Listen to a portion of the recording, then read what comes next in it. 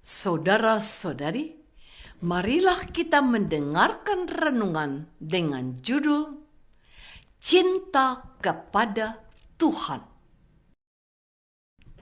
yang berdasarkan pada Injil Markus bab 11 ayat 15. Lalu tibalah Yesus dan murid-muridnya di Yerusalem. Sesudah Yesus masuk ke bait Allah, mulailah ia mengusir orang-orang yang berjual beli di halaman bait Allah. Meja-meja penukar uang dan bangku-bangku pedagang merpati dibalikkannya. Dalam nama Bapa dan Putra dan Roh Kudus. Amin. Saudara-saudari terkasih dalam nama Tuhan Yesus Kristus. Bacaan Injil hari ini menampilkan sebuah tindakan Yesus yang sangat berani. Injil Lukas menceritakan bahwa tibalah Yesus dan murid-muridnya di Yerusalem.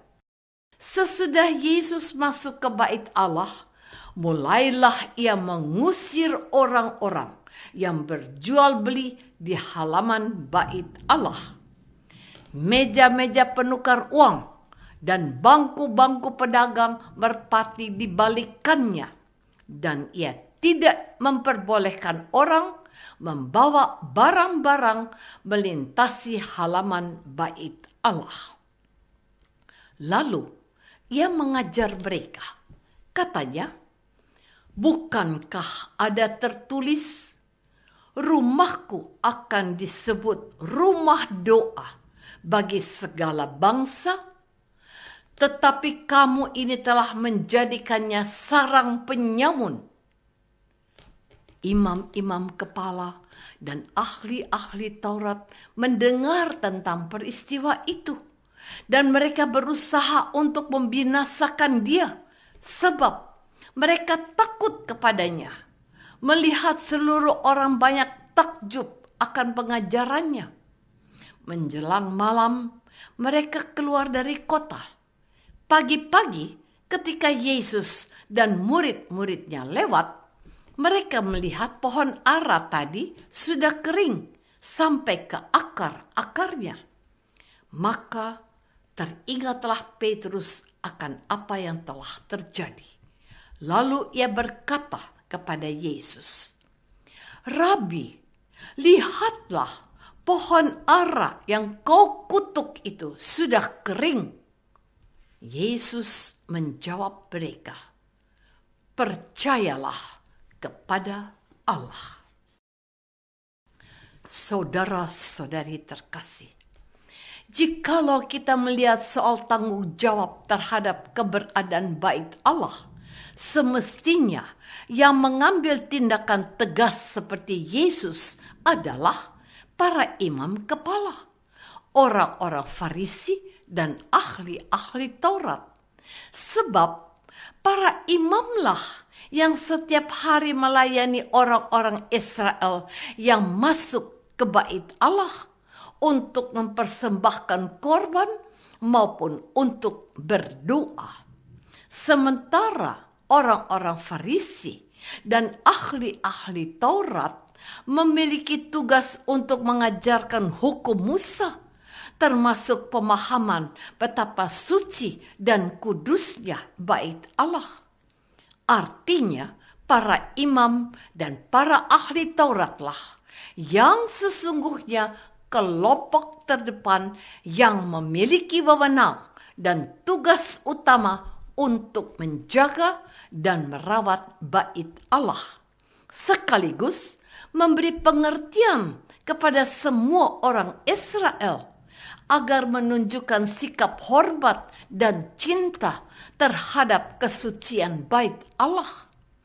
Namun kenyataannya, para imam, orang Farisi, dan ahli Taurat lalai atau sengaja membiarkan orang-orang berjualan hewan korban dan tempat penukaran uang di halaman bait Allah. Sikap lalai atau pembiaran inilah yang dilawan oleh Yesus. Saudara-saudari terkasih, cinta terhadap seseorang atau sesuatu selalu disertai dengan konsekuensi atau akibat tertentu yang akan kita hadapi dan kita tanggung. Contoh, jikalau seorang pria mencintai seorang wanita, wanita yang dicintai oleh pria itu ternyata penyayang binatang, sehingga dia memelihara beberapa binatang yang dia sayangi, seperti kucing dan anjing. Dalam contoh ini, pria tersebut mau tidak mau, dia tidak hanya mencintai wanita tersebut, tetapi juga berusaha untuk mencintai binatang-binatang tertentu, terutama yang dipelihara oleh wanita yang dia cintai. Selain itu, pria tersebut juga perlu mencintai orang tua, keluarga, rumah, dan hal lain yang dimiliki oleh wanita yang dia cintai itu. Inilah yang namanya cinta sejati. Cinta sejati tidak akan mundur jika ada halangan dan masalah. Cinta sejati juga akan mendorong kita untuk berkorban dan tidak lagi mementingkan kebahagiaan sendiri, tetapi lebih-lebih kebahagiaan orang yang kita kasihi. Hal yang sama terjadi dalam hubungan kita dengan Allah, seperti yang telah Yesus tunjukkan. Tidak ada perasaan sungkan atau merasa tidak enak. Perasaan sungkan atau merasa tidak enak dengan orang lain justru bertentangan semangat hidup Yesus. Yesus berani menanggung bahaya demi kebenaran dan martabat Allah yang luhur. Saudara-saudari terkasih, tindakan Yesus mengusir para pedagang dan para penukar uang yang melakukan transaksinya di halaman bait Allah menyadarkan kita betapa besarnya cinta kasih Yesus kepada Allah. Yesus tidak rela melihat bait Allah yang suci dikotori oleh urusan-urusan dunia. Hal ini hendaknya menjadi permenungan bagi kita umat Kristiani yang hidup di zaman sekarang.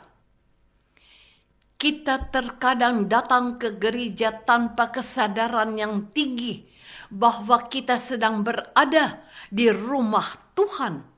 Maka pada saat kita berada di gereja, masih ada umat Katolik yang berbicara dengan teman atau keluarganya. Sementara yang lain hanya sibuk dengan dirinya sendiri. Belum lagi ada umat yang meninggalkan sampah di gereja atau di pelataran gereja. Mungkin ada yang berpikir bahwa itu sesuatu yang sepele dan kecil. Tetapi kita lupa bahwa dari sesuatu yang kecil dan sepele akan merembet ke hal yang lebih besar dan membahayakan. Artinya, kecintaan kita kepada gereja sebagai rumah Tuhan menjadi gambaran cinta kita kepada Tuhan. Kita pun bisa belajar para pastor dari luar negeri. Mereka selalu membuat tanda salib setiap melewati gereja. Apakah selama ini kita sudah berusaha untuk mencintai Allah? Salah satunya dengan menghormati gereja sebagai rumah Tuhan. Marilah kita berdoa. Tuhan Yesus Kristus, Engkau telah menunjukkan cinta sejati kepada Allah dengan mengusir pedagang maupun para penukar uang yang ada di halaman bait Allah. Bantulah kami umat-Mu, agar kami mampu menunjukkan cinta kami kepadamu dengan menghormati gereja-Mu. Doa ini kami persembahkan dalam nama Yesus, Tuhan dan pengantara kami. Amin. Semoga kita semua selalu dinaungi dan dibimbing oleh berkat Allah yang Maha Kuasa, Bapa dan Putra dan Roh Kudus. Amin.